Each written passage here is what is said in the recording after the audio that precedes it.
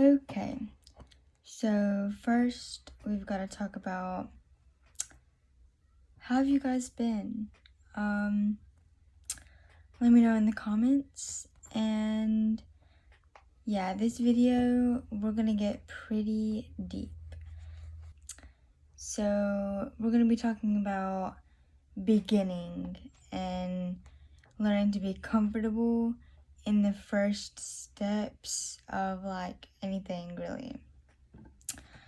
What I'm mainly going to be talking about is knowing how to deal with it. Let's just get started.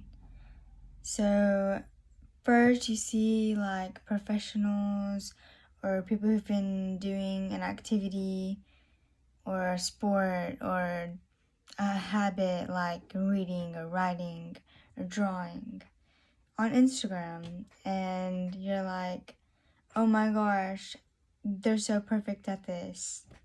Well, then you think, why can't I be like them? I've been doing this for like, let's say, 6 months. Why can't I get it right? So then you just give up, and then you start feeling insecure about it. Yeah, that's the typical story. Well, that is where you mess up, because your results are determined by your long-term habits. 6 months is a decently long time, but think about it. How long have you been alive? So it's probably been a lot more than 6 months. And we're trying to get your new habit that you want to form to be a lifestyle. So, a good tip to learn to sort of be comfortable with starting off, I'll give you an example of myself. Before I was eating healthy and working out and stuff, I was afraid, oh, I'm gonna miss these foods that I'm not getting to eat, or I'm gonna miss the 30 minutes that it takes me to work out, and I would fear those kinds of things. But once I started, it wasn't actually that big of a deal to me. I adjusted very well to the change, and I'm glad that I did. I know some people have a harder time, but I did it really, really slowly. And I still let myself eat foods that I want to eat. I still have rest days and everything. That is now, and that was in the beginning too. You have to think about, let's say, Lily Sabri. She eats a lot, which I love and support. And she's very, very skinny and muscular, and she's an intuitive eater. That is one of my personal goals, is to be able to increase my calories and get some muscle and stuff. And I'm still on that journey. So I guess I'm kind of a beginner myself. Knowing that other people are beginners can sometimes help. It helps you not feel like you're alone.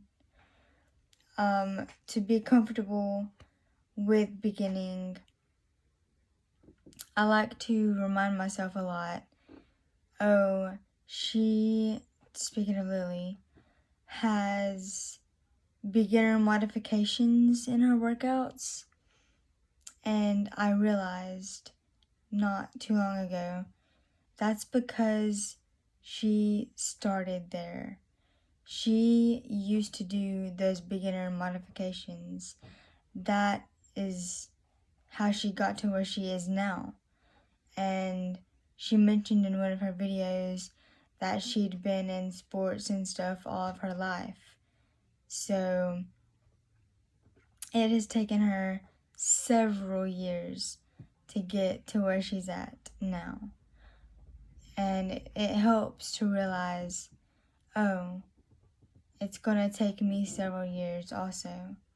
And you may not want to accept that, but really, that's just how it is. And another thing to help you guys with beginning is you have to try a lot of things. Like, something that works for me isn't gonna work for you. Something that works for you might not work for me. This could be with drawing. We could have two complete different styles of expressing ourselves. And so if I were to try line art, I would suck. I know, because I've tried it and it's terrible. But that could be the thing that you are best at.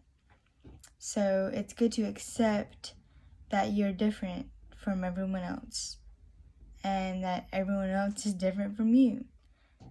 I drink like 7 or 8 bottles of water a day, sometimes 9. And you might only need 5 or 6. That's personal to our needs. And knowing that you're different is sort of comforting, because it helps you not be able to compare yourself and think, oh, I messed up because I didn't do everything she did. Well, that's perfectly okay to not do everything that I do or that someone you look up to does. And that's the beginning of this video. I'm going to add some later of more tips about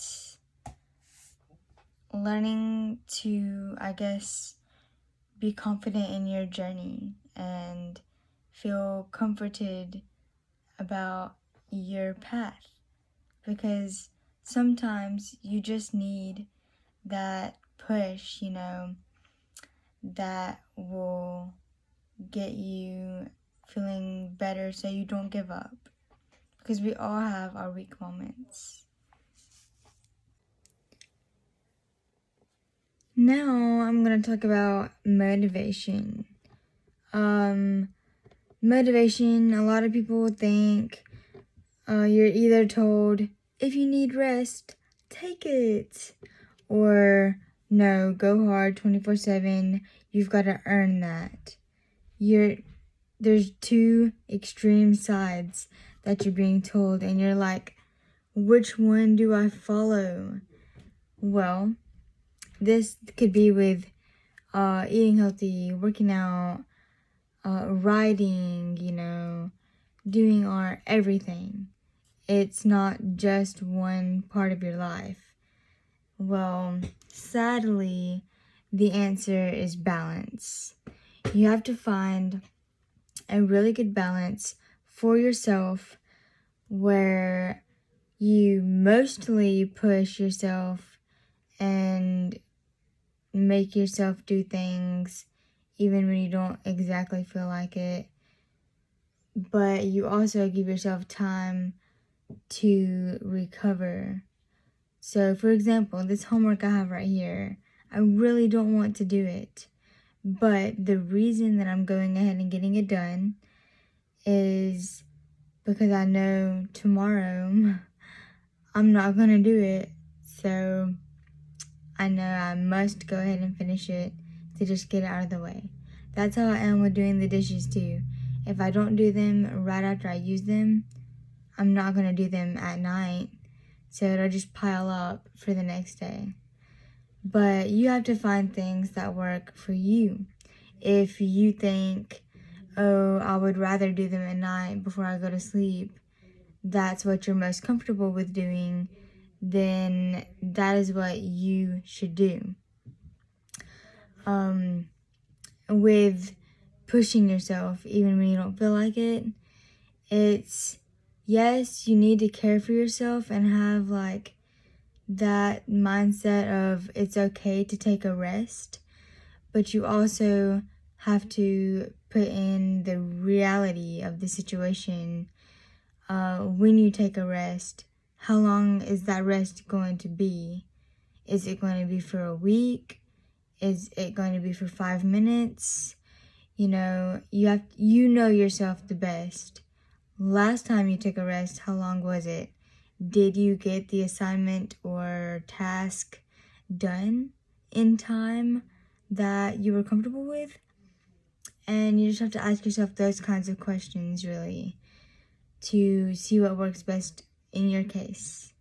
That's all I have about motivation. Hoped that helped you guys out. And yeah, thank you.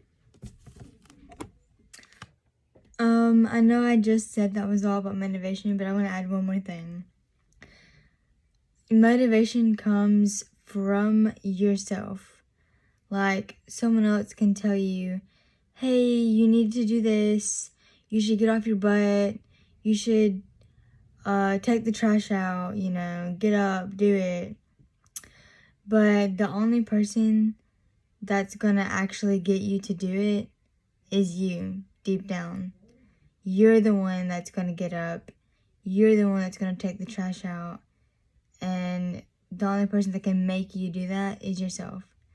You can tell someone, oh, can you remind me to do this? Or you can hire a coach for training or whatever. But the only person that is going to get you to want or make yourself do whatever it is that you're trying to do is yourself.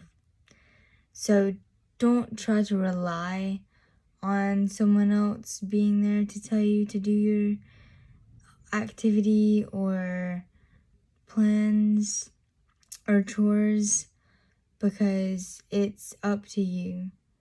And you've got to own that, and you've got to be responsible with that. But yeah, that was that little snippet. Okay, one more thing I'm gonna add to this video, and then that's probably gonna be it. But whenever you first start something, there's gonna be times that you're confused and that you don't know if it's like right or wrong. But you cannot just hate yourself for messing up.